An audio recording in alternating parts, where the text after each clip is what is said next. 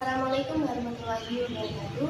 Di sini kami dari kelompok 2 dengan judul Hakikat Kepemimpinan dalam Al-Quran akan melakukan wawancara dengan Musyrifah UIN 1 Tulungagung. Perkenalkan, nama saya Wardati Silva. Saya sebagai Musyrifah Ma'had Al-Jami'ah UIN Tulungagung. Mungkin bisa dijelaskan pengertian dari hakikat kepemimpinan dalam Al-Quran, Mbak Wardah? Iya, jadi kepemimpinan dalam Al-Quran itu adalah amanah dari Allah Subhanahu wa Ta'ala yang diberikan kepada seseorang atau sekelompok orang yang dia itu harus mementingkan kepentingan masyarakat untuk kesejahteraan masyarakat tersebut. Pemimpin yang bagus, pemimpin yang baik adalah dia yang mampu memimpin dengan adil dan bijaksana serta bisa menciptakan kesejahteraan bagi masyarakat. Dan di sini saya akan memberikan pertanyaan dengan Mbak Wardah. Al-Quran seringkali membahas tentang kepemimpinan. Menurut Mbak Wardah, apakah kepemimpinan yang ideal menurut Al-Quran ditetapkan pada aspek amanah atau otoritas? Bisa dijelaskan pertanyaan lebih baik. Menurut saya, kepemimpinan dalam Al-Quran itu lebih condong kepada kepemimpinan yang adil, karena segala yang tertuang dalam Al-Quran itu pasti sudah diatur oleh Allah Subhanahu wa Ta'ala, dan pastinya Allah yang Maha Adil ingin makhluknya juga menjadi makhluk yang adil, termasuk pemimpin, sehingga pemimpin itu diperintahkan oleh Allah untuk menjadi pemimpin yang tidak membeda-bedakan satu sama lain. Karena tujuan awalnya tadi, seperti hakikatnya, pemimpin adalah orang yang bisa mensejahterakan masyarakat. Mungkin bisa dijelaskan pengertian dari hakikat kepemimpinan dalam Al-Quran, Mbak Wardah?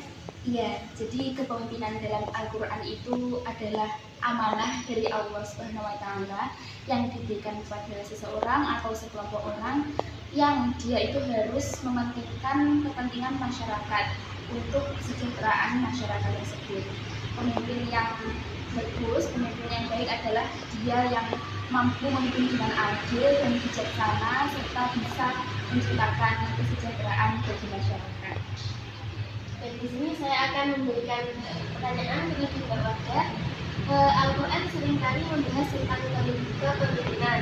Menurut Mbak Wardah, apakah kepemimpinan yang ideal menurut Al-Quran ditetapkan pada aspek amanah atau otoritas? Bisa dijelaskan pertanyaan lebih baik. Menurut saya, kepemimpinan dalam Al-Quran itu lebih condong kepada kepemimpinan yang adil, karena segala yang tertuang dalam Al-Quran itu pasti sudah diatur oleh Allah Subhanahu wa Ta'ala, dan pastinya Allah yang Maha Adil ingin makhluknya juga menjadi makhluk yang adil, termasuk pemimpin, sehingga pemimpin itu diperintahkan oleh Allah untuk menjadi pemimpin yang tidak membeda-bedakan satu sama lain. Karena tujuan awalnya tadi, seperti hakikatnya, pemimpin adalah orang yang bisa mensejahterakan masyarakat.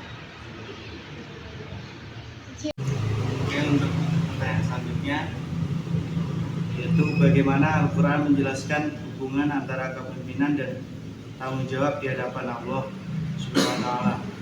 Monggo dipersilakan Mbak Wardah untuk menjawab.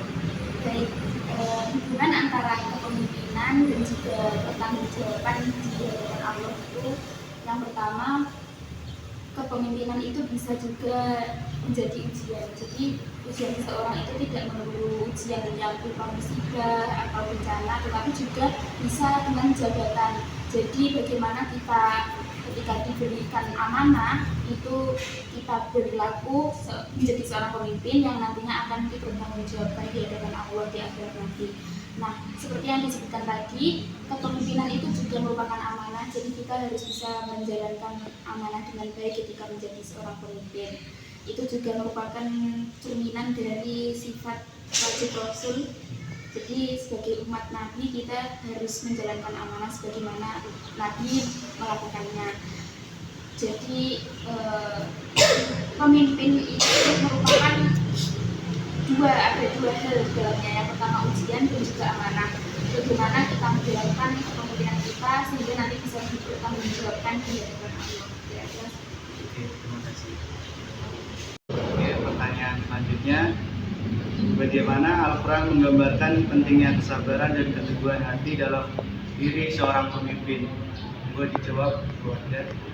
Jadi dalam Al-Quran itu pemimpin diharuskan untuk sabar seperti dalam surah Al-Anfal ayat 46, dan bersabarlah sesungguhnya Allah bersama orang-orang yang sabar. Jadi ketika menjadi seorang pemimpin pasti akan mendapatkan yang namanya tantangan atau mungkin penolakan dari masyarakat, termasuk ketika di sini mungkin saya sebagai muslimah yang juga memegang memegang beberapa mahasiswa santri di sini, itu pasti juga mendapatkan yang namanya keluhan dari mahasiswa santri atau mungkin mendapatkan ujian ada mahasiswa santri yang mohon maaf ada nakal atau bagaimana. Ya, kita sebagai seorang pemimpin, namanya musyrifah juga merupakan seorang pemimpin, harus menanganinya dengan bijaksana, harus sabar sehingga kita bisa menjadi pemimpin yang baik untuk mahasiswa santri, sehingga mahasiswa santri juga bisa mencontoh keteguhan dan kesabaran dari musyrifah.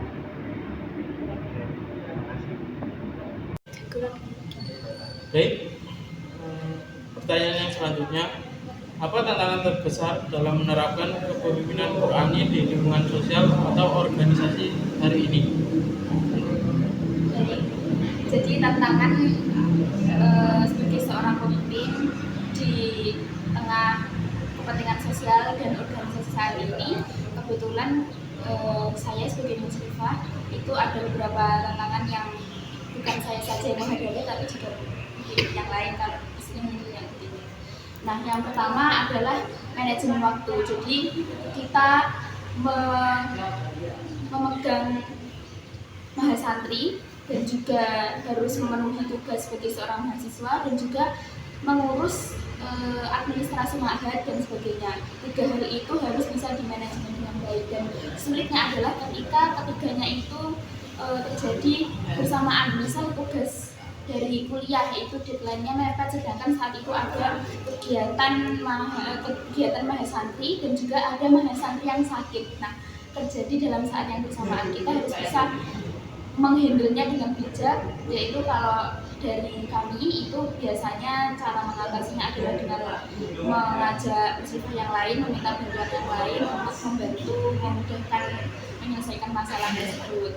Ketika ada tugas, kita bisa mencicil dari jauh-jauh hari. Nah, tantangannya yang pertama itu tadi manajemen waktu, yang kedua yakni menghadapi mahasiswa santri yang beraneka ragam karakter. Jadi kita itu harus bisa mengenali karakter masing-masing mahasiswa santri yang kita pegang. Jadi ada mahasiswa santri yang alhamdulillah enak diatur, kadang ada yang suka komplain, kadang ada yang bodo amat, dinasihati tetap saja bandel seperti itu. Nah, ya itu kembali lagi kita harus bisa menjadi pemimpin yang sabar dan mempunyai keteguhan hati seperti tadi. Kira-kira tantangannya yang besar ya itu aja.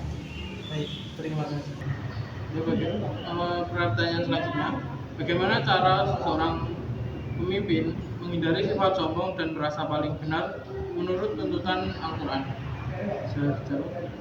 Baik, jadi dalam Al-Quran kita kan juga tidak boleh sombong, harus bisa muhasabah diri. Maka